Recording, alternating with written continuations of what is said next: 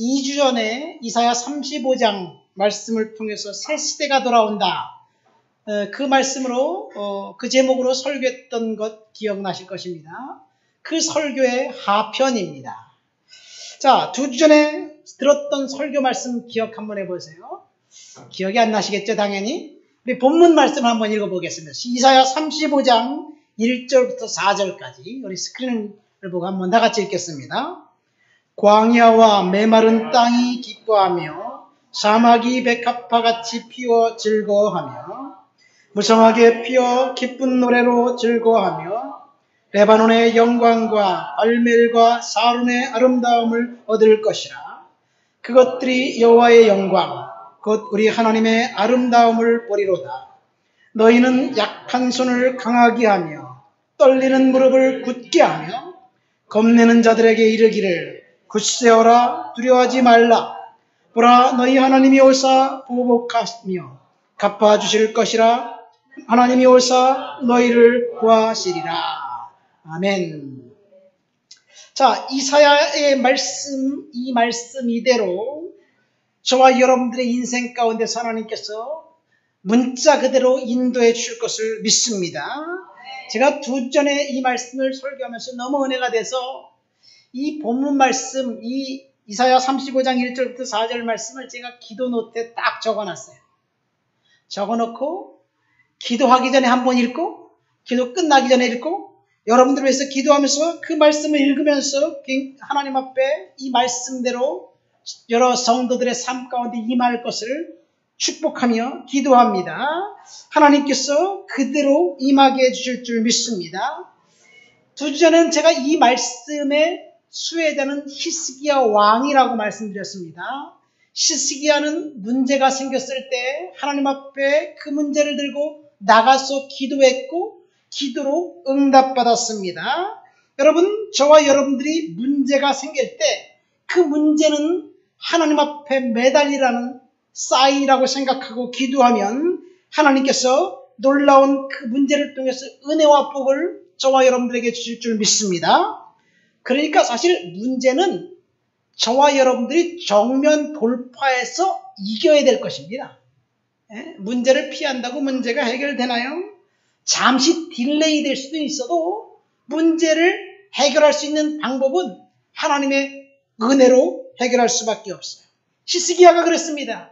아수르가 쳐들어왔습니다. 그래서 여러 성을 빼앗겼습니다. 그래서 전쟁 배상금을 물어냈습니다. 은 300달란트, 금 30달란트를 냈다 그랬어요. 1달란트가 34kg이에요. 그러니까 금 30달란트는 30 곱하기 34kg이면 얼마인지 모르겠어요. 한 돈에 한 20만 원으로 따지면 500억 정도 되는 돈이에요. 은은 빼고. 그러니까 히스기야가 그 전쟁 배상금을 지불하기 위해서 성전과 그 다음에 왕궁 기둥에 붙어있는 금박까지 싹싹 긁어서 이제 전쟁 배상금을 냈습니다. 그럼에도 불구하고 쳐들어온 거예요. 또다시 예루살렘을 압박합니다. 그 이유는 사실 아수르 왕 사네립이라는 사람이 쳐들어왔는데 그 아버지 살마네셀이 8년 전에 북왕국 이스라엘을 점령해서 북왕국을 완전히 지구상에서 없애버렸어요. 이스라엘은 멸망당했습니다. 그 아들이 아버지를 이어 왕이 되면서 아버지의 복음과는 치적을 쌓기 위해서 이번에 유다를 침략해서 유다를 완전히 없애버리려고 한 거예요. 그런데 절박한 순간에 히스기야는 하나님 앞에 기도하면서 문제를 해결하기로 결단했습니다.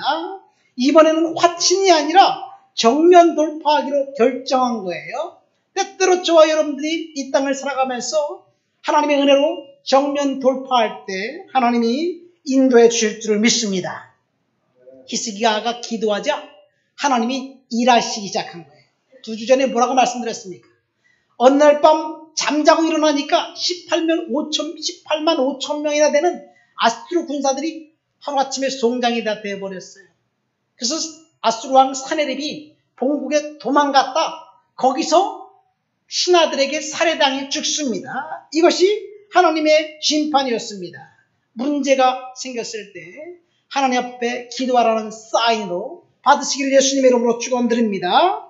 자, 문제, 처절한 고난, 고통, 그 가운데 있을 때 하나님이 히스기야에게 뭐라고 말씀하셨느냐? 광야와 메마른 땅과 사막이 백합화가 피는 아름다운 옥토가 되게 만들 것이다.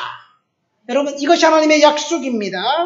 그러니까 약한 손과 떨리는 무릎을 굳게 하고 겁내지 말고 두려워하지 말아라. 하나님이 그렇게 말씀하셨어요. 이 말씀은 하나님이 저와 여러분들에게 오늘 주신 말씀이라고 믿습니다. 저는 이 말씀 이대로 하나님이 우리의 인생을 간섭하시고 역사해 주실 것을 믿습니다. 두려워하지 마시기 바랍니다. 여기 보면 광야, 메마른 땅, 사막은 정말 처절한 인생의 어떤 고통을 말하고 있어요. 그런데 그때 하나님께서 저와 여러분들과 함께하는 시간입니다. 이 함께하는 하나님의 시간, 그 시간에 우리가 할 일은 기도하는 거예요. 제가 해마다 연초만 되면 중보기도 글을 써서 저한테 내라. 그럼 1년 동안 열심히 신실하게 헌신해서 여러분들 위해서 기도하겠다 그랬어요. 그런데 아직도 안 내는 사람이 있어요. 네? 저 뒤에 기도 제목 아직도 그게 있어요. 갖고 가셔서 다음 주까지 갖고 오세요. 다음 주까지 받고 그 다음엔 안 받을 거야. 그렇다고 안 냈다고 제가 기도 안 해주는 건 아니에요, 여러분. 생각날 때는 기도하고 생각 안 나면 그냥 스킵하고. 그러나 기도 제목 낸 거는 그거 가지고 제가 눈을 뜨고 그걸 가지고 읽으면서 기도하고 거기에 또 더 추가될 거 있으면 기도하고. 여러분이 기도 제목 한 2줄만 냈어도 제가 기도하면서 여기다가 얘가 뭐가 필요하지? 이 사람이 뭐가 필요하지? 거기다 적어놓고 계속해서 기도해요. 하나님께서 응답해 주십니다. 우리가 열정적으로 우리 이진주 우리 자매님 선생님 됐잖아요. 벌써 출근하셔요.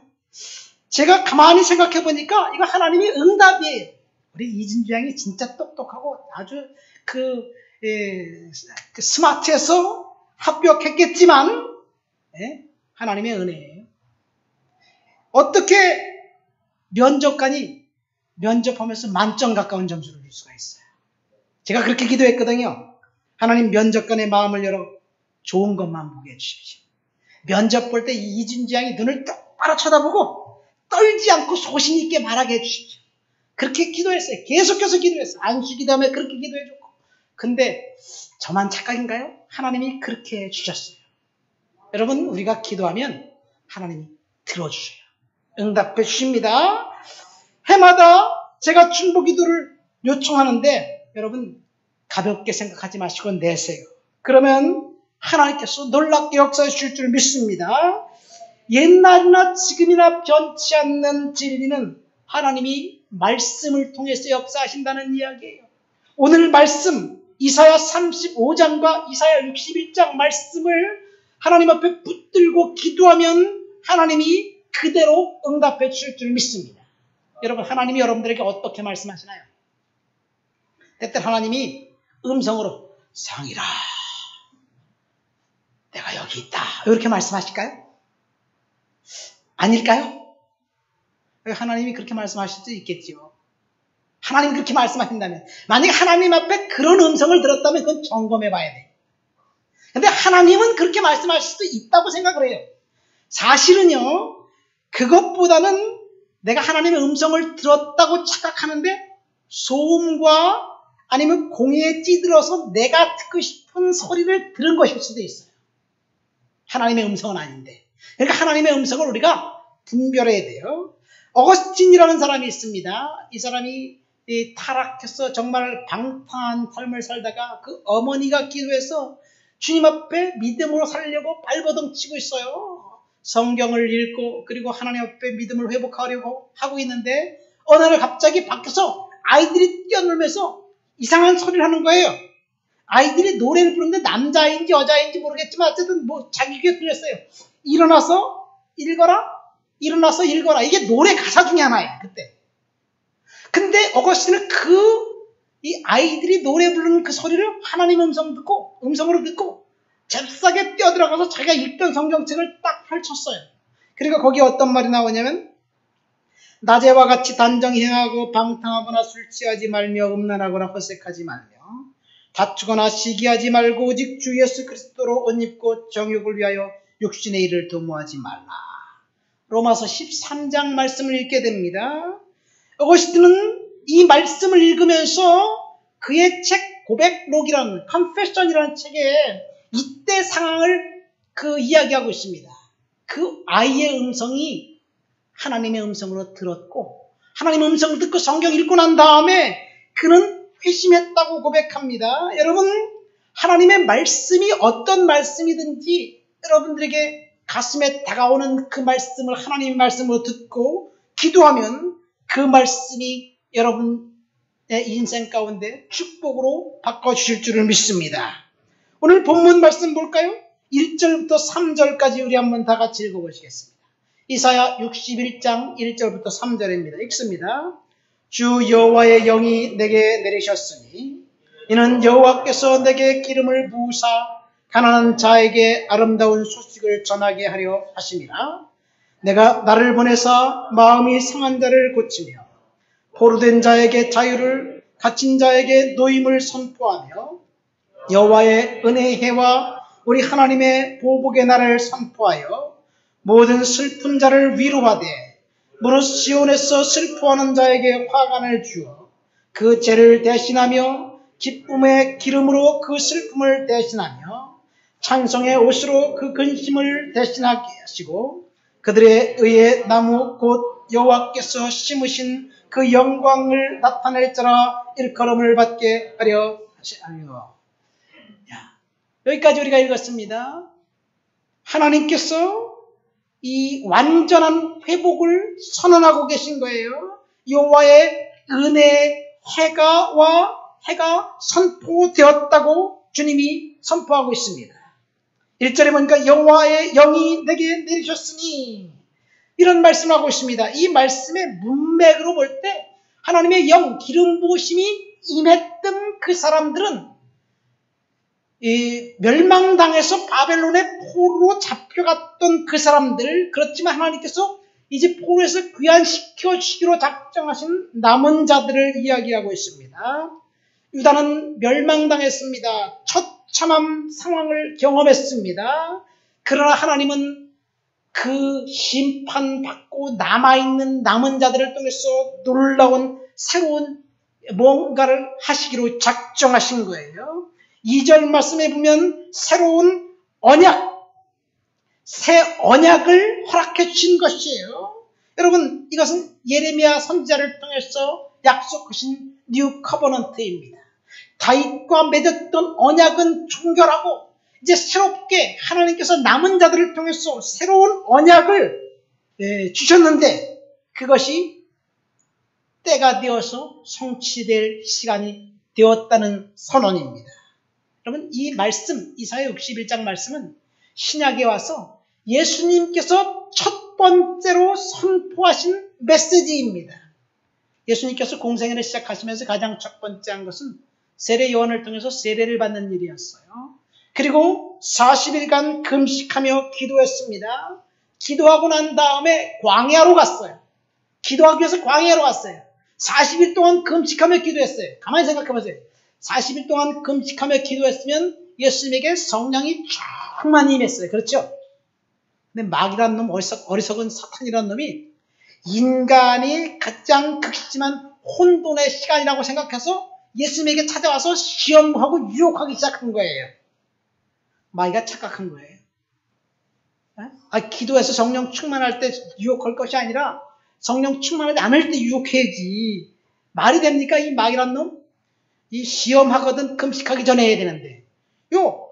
예수님이 하나님의 말씀으로 성령이 충만해서 마귀를 결박하고 마귀를 대적했습니다. 이 이야기는 제가 오해할 거예요. 여러분, 우리가 하나님 말씀으로 승리해야 될 줄 믿습니다. 그리고 갈릴리로 가셨습니다. 회당에 들어가셔서 첫 번째 선포하신 메시지가 이사야 61장 우리가 읽은 메시지입니다. 새 언약의 수혜자들이 예수님 당시의 청중들입니다. 그리고 이 메시지는 지금 저와 여러분들에게 하나님이 주는 메시지예요. 믿습니까? 이 메시지는 그러니까 그 상황의 사람들에게 주신 메시지이지만 오늘 하나님을 예배하는 저와 여러분들에게 새로운 희망과 은혜의 메시지로 주시는 말씀입니다. 믿으시길 예수님의 이름으로 축원드립니다. 저는 이 말씀을 딱 붙들고 이사야 35장 말씀과 이사야 61장 말씀 이 두 말씀을 붙들고 올해 여러분들을 위해서 한 사람씩 기도할 때 하나님 이대로 이루어지게 도와주옵소서 중보하며 기도합니다.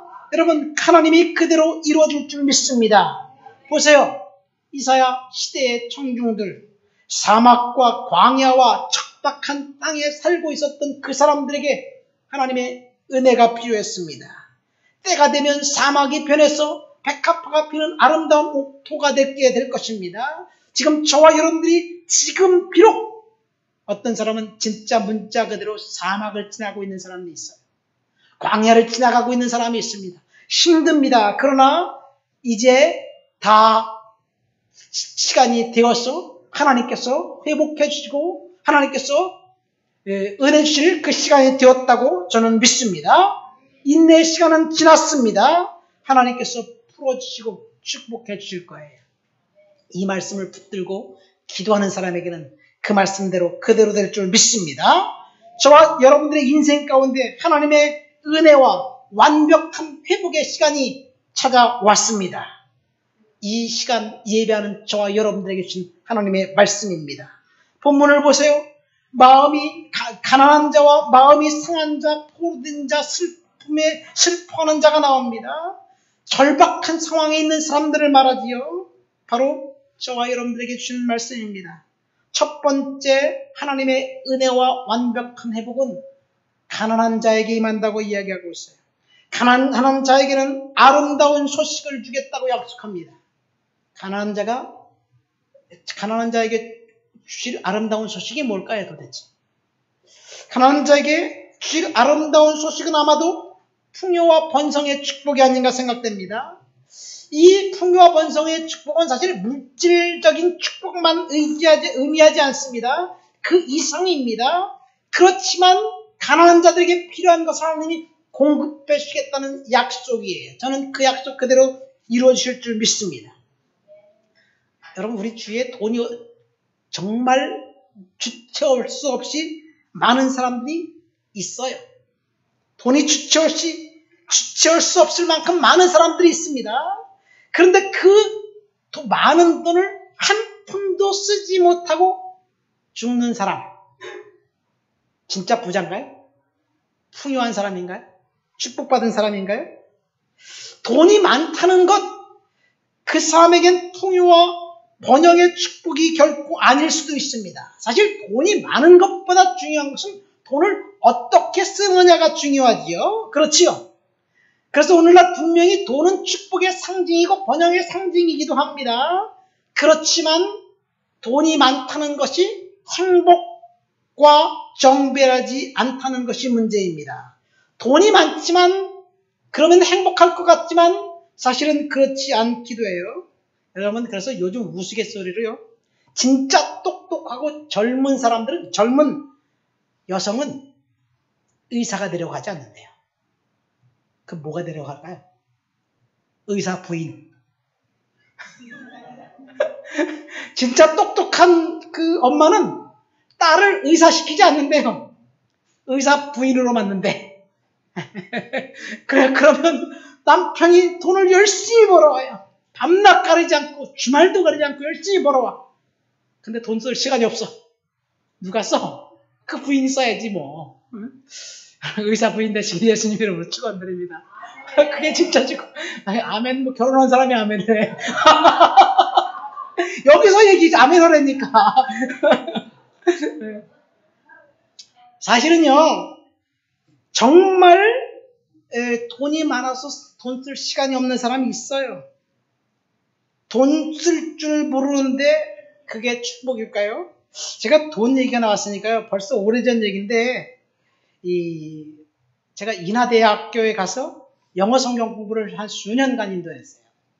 아주 오래전 얘기, 2008년도 얘기니까 굉장히 오래된 얘기죠.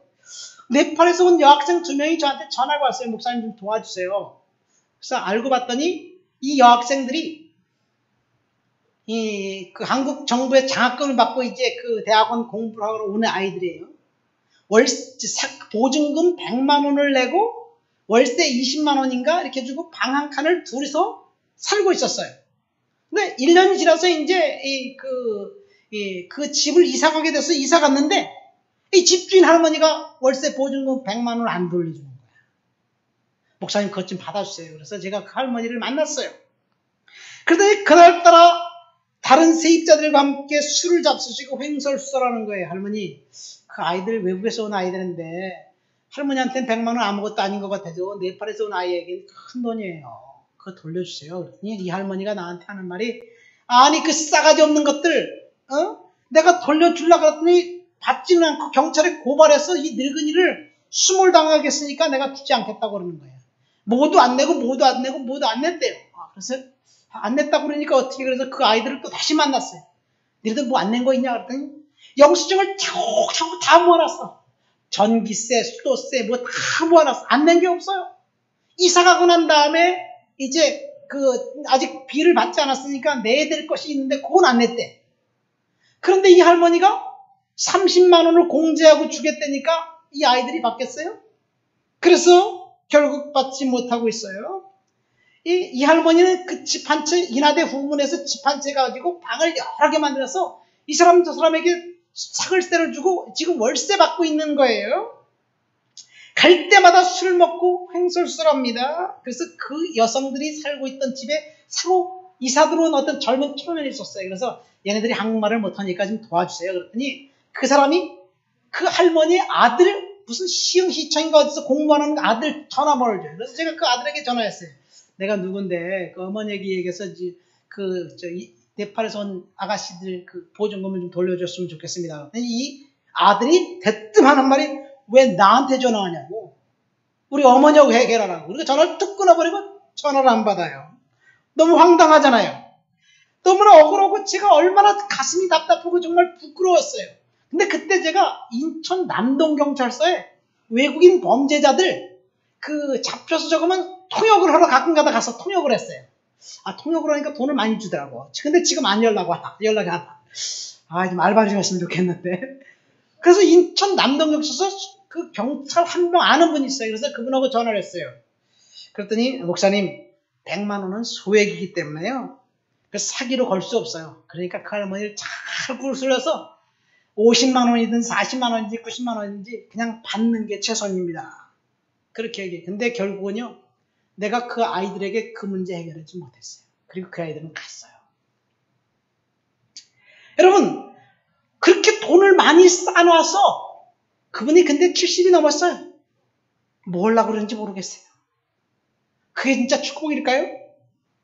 하나님께서 주신 돈을 어떻게 관리하느냐가 중요하죠. 사실 제가 이 설교를 주면서 가만히 생각해보니까 내 개인 통장에 100만 원 이상 있어 본 적이 없는 것 같아요. 돈이 생기면 하나님이 그걸 누구를 주라 그래서 다 주고 열심히 플로링하고 살았어요. 그래서 제 마음에 항상 넉넉하고 풍요롭고, 그래서 저는 그렇게 생각해요. 나는 결코 가난하지 않다고 생각했어요. 근데 정신 차려보니까요, 우리 아이들은 우리 엄마 아빠는 왜 이렇게 찢어지게 가난하지? 이렇게 생각하고 그랬던 거 좀 아이들한테 좀 미안하더라고요. 여러분, 지금 가난하다고 생각하시는 분들, 하나님의 완벽하신 은혜와 회복이 여러분들에게 있게 되기를 예수님의 이름으로 축원드립니다. 이 풍요의 축복은 저와 여러분들에게 하나님이 주실 거예요.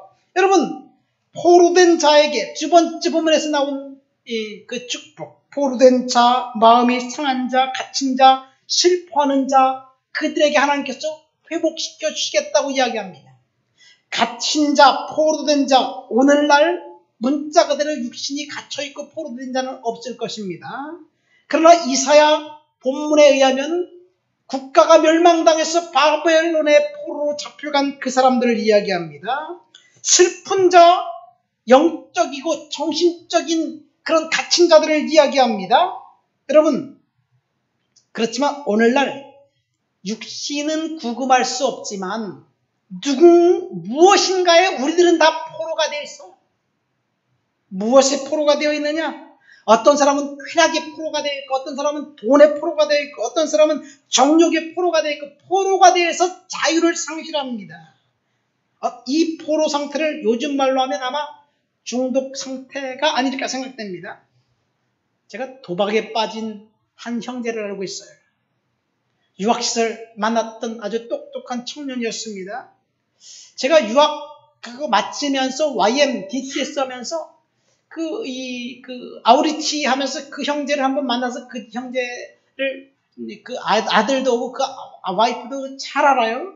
근데 어느 날 갑자기 뜬금없이 전화가 왔어요. 알고 봤더니 우리 어머니한테 내 전화번호 알려달라고 그런 거예요. 근데 자기가 지금 공항인데 아버지가 돌아가셔서 지금 곤란하니 돈 좀 빌려주세요. 그래서 답답하고 그래서 제가 그 형제를 도와줬어요. 그런데 네 와이프는 어떡하냐? 지금 와이프는 지금 캐나다에서 오고 있대. 가족 있냐? 누님이 한 분 계신데 호주에 이민 가 있고 누님도 지금 오고 있는 중이래. 답답하대. 그러니까 저도 답답해요. 그래서 이 아버지를 신한 작은 섬으로 모시고 배 타고 가려고 하는데 돈이 더 필요하대. 근데 가다가 어머니가 너무 충격받아서 어머니마저 돌아가셨대. 근데 그때가 토요일이었어요. 돈을 요구해서 제가 도와줬어요. 나중에 알고 봤더니 도박에 중독돼가지고 카나다에서 와이프한테 이혼당하고 한국에 와가지고 유학 가기 전에 그 사귀었던 어떤 자매하고 동거하고 있었어요. 근데 그 사람이 목사예요. 영어를 잘하니까 목포의 어느 큰 교회에서 영어 담당 목사를 세웠는데 이 친구가 이 사람 저 사람에게 돈을 요구하고 말 그대로 교회를 풍진박산냈습니다. 사람을 믿어가지고 제가 정말 곤욕을 당했어요. 우리 아내에게 정말 제가 스트레스 받게 했어요. 사람을 믿어야 될지 믿지 말아야 될지 헷갈립니다. 그래도 믿어줘야 될 텐데 한두 번 이렇게 당하고 나니까요. 의심부터 하게 됩니다. 도박의 포로가 되었습니다. 어떤 사람은 절망의 포로가 되었습니다. 하는 일이 하도 안 되니까 이젠 지쳤나 봐요. 앞으로 풀리지 않을 것 같습니다. 삶의 의미를 모르고 살아가고 있습니다. 어떤 사람은 질병의 포로가 되었습니다. 그래서 수면제를 먹지 않으면 잠을 잘 수가 없습니다. 그래서 오늘날 우울증은 더 이상 감출 수 없는 질병입니다. 감기와 같은 질병이라고 생각됩니다. 여러분, 이것이 오늘날 우리가 살아가고 있는 세상입니다. 여러분들은 무엇의 포로가 되어 있나요? 무엇이 여러분들을 지배하고 있습니까? 어디에 우리가 소망을 두고 어디에 목표를 두고 살아가야 할까요? 성공, 돈, 쾌락 이런 것들을 추구해 보지만 사실은 그런 것들이 저와 여러분들에게 절망과 저주뿐입니다. 오늘 말씀 보세요. 주의 영이 임하면이라고 본문 1절에 이야기하고 있습니다. 성령이 임하면, 하나님의 기름 부으심이 임하면 가난한 자에게 풍요와 번영의 축복을 허락해 주실 것이고, 상한 심령을 하나님께서 이제 회복시켜 주실 것이고, 마음의 상처를 치유해 주실 것이고, 그렇게 이야기합니다. 우리 3절 4절 말씀 우리 다시 한번 읽어볼까요? 본문 3절 4절을 읽겠습니다. 무릇 시온에서 슬퍼하는 자에게 화관을 주어 그 죄를 대신하며 기쁨의 기름으로 그 슬픔을 대신하며 찬송의 옷으로 그 근심을 대신하시고 그의 의의 나무 곧 여호와께서 심으신 그 영광을 나타낼 자라 일컬음을 받게 하려 하시리요. 4절 그들은 오래 황폐하였던 곳을 다시 쌓을 것이며 옛부터 무너진 곳을 다시 일으킬 것이며 황폐한 성읍 곧 대대로 무너져 있던 것들을 중수할 것이며. 이 말씀을 읽으면서 여러분들이 발견한 것은 무엇입니까? 시온에서 슬퍼하는 자, 멸망당한 예루살렘 때문에 슬퍼하며 탄식하는 사람들입니다. 너무나 절망 상태에 빠졌기 때문에 제한되어 탄식하고 멈출 수 없는 눈물을 계속 흘리는 그 사람들을 말합니다. 이 말씀이 의미하는 바는 과거의 저주는 과거에 이미 지나갔다는 말입니다. 저주는 이미 끝났다. 더 이상 우리를 옥죄일 그 저주는 더 이상 남아있지 않다는 이야기입니다. 믿습니까? 저주는 이미 끝났습니다. 사탄은 이 시간 이제 더 이상 우리를 공격할 수 없습니다. 이 말은 다른 말로 하면 새로운 미래가 저와 여러분들의 눈앞에 펼쳐져 있다는 이야기예요. 이 말씀은 마치 새로운 미래가 이제 펼쳐져 있는 것을 드라마 예고편을 보는 것 같다는 이야기예요. 여러분, 우리를 쉽게 하는 상황은 과거의 이야기입니다. 믿습니까? 어떤 사람은 그 과거에 함몰되어서 절망적인 상황 가운데서 헤어나지 못합니다. 어리석은 일이에요. 우리의 미래는 하나님의 손에 달려 있습니다. 믿습니까? 우리의 미래는 하나님의 은혜와 완벽한 회복을 약속하셨습니다. 우리 앞에 절망은 사라졌어요. 이미 지나갔습니다. 그러면 여러분들에게 질문하겠습니다. 언제까지 과거에 함몰되어 절망만 하고 계시렵니까? 슬픈 사건을 경험했어도 괜찮습니다. 저처럼 사기를 당했어도 괜찮습니다. 예? 새로운 희망의 미래가 우리의 앞에 기다리고 있기 때문에 그래요. 사업을 망했어 모든 것을 다 잃어버렸어도 상관이 없습니다. 이제 하나님이 저와 여러분들과 함께 하시겠다는 약속입니다. 사람들이 무엇에 포로가 된 채로 살아가고 있습니까?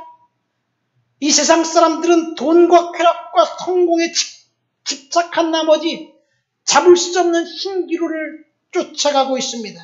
그래서 공허합니다. 그래서 외롭습니다. 그래서 많은 사람이 있는 사람들 중에 웃고 떠들지만 정작 속사람은 울고 있습니다. 그러나 성령이 임하면 저와 여러분들의 인생을 바꿔주실 거예요. 믿습니까?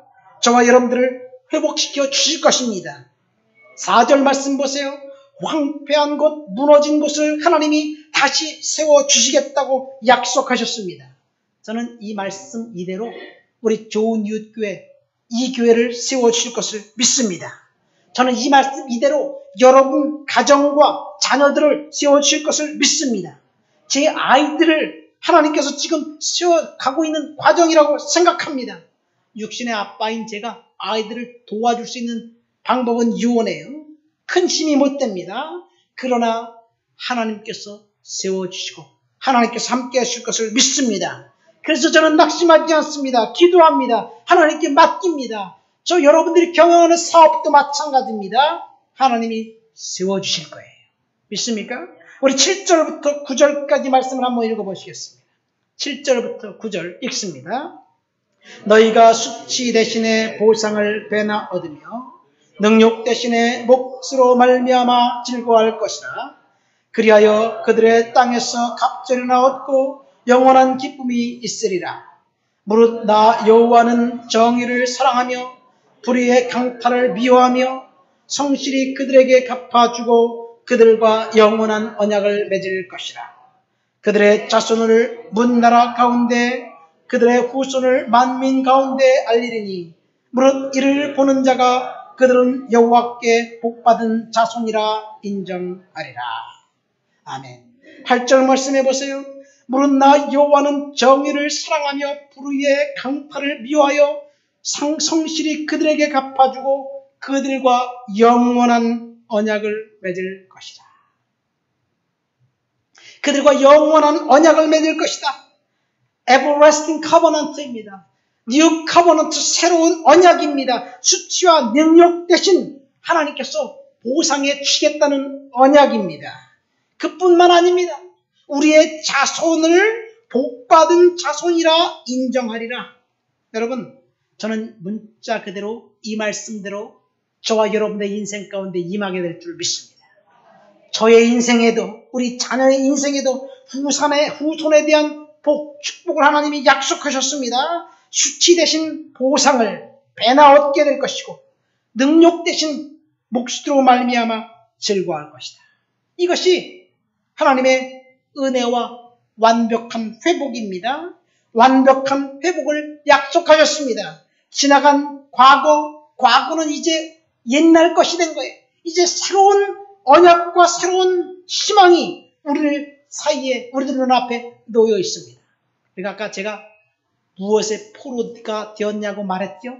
여러분, 우리는 희망의 포로가 되어야 될 줄 믿습니다. 따라하세요. 나는 희망의 포로가 되었다. 나에게는 희망이 있다. 믿습니까? 제가 지난주에 지지난주에 이사야 35장을 이야기하면서 요셉 이야기를 했습니다. 요셉 이야기 한 번 더 합니다. 요셉은 철저하게 희망의 포로가 되어서 살았습니다. 근데 희망의 포로가 산 요셉에게는 정말 상황은 점점 더 나빠져요. 가족에게 배신당했습니다. 믿었던 사람에게 팽당했습니다. 결국 어떻게 됐나요? 어떻게 됐다고 얘기했어요? 성폭행 미수범으로 강간범으로 감옥에 갇혔어요. 근데 상황은 점점 나빠집니다. 아무리 기도해도 하나님은 침묵하고 계셔요. 응답하지 않습니다. 우리는 그렇게 생각해요. 상황이 조금씩 좋아지면 하나님이 함께 하신다고 생각하는데 상황이 조금씩 나빠지면 어떻게 돼요? 하나님조차 나를 버렸나 봐. 이렇게 생각할 수도 있어요. 요셉은 그렇게 생각하지 않았어요. 상황이 조금씩 나빠져도 그는 희망을 잃지 않았습니다. 희망의 포로가 되어 하나님 앞에 계속해서 은혜를 간구하며 살았습니다. 조금씩 상황이 나빠져도 하나님께서 그 시간 일하는 시간이었어요. 그래서 어느 순간 때가 되니까 하나님께서 요셉을 회복시켜 주었어요. 일순간에 수직 상승했습니다. 강간 미수범 미결수에서 애굽의 제2인자가 되었습니다. 이것이 저와 여러분들에게 주신 축복입니다. 이것이 희망의 메시지입니다. 여러분, 우리가 지금 비록 힘든 시간을 보낸다 할지라도 희망의 포로가 되시기를 예수님의 이름으로 축원드립니다. 포기하지 않는 사람에게는 아직 패배는 아니에요. 패배는 누구의 것이냐? 포기한 사람의 결과예요.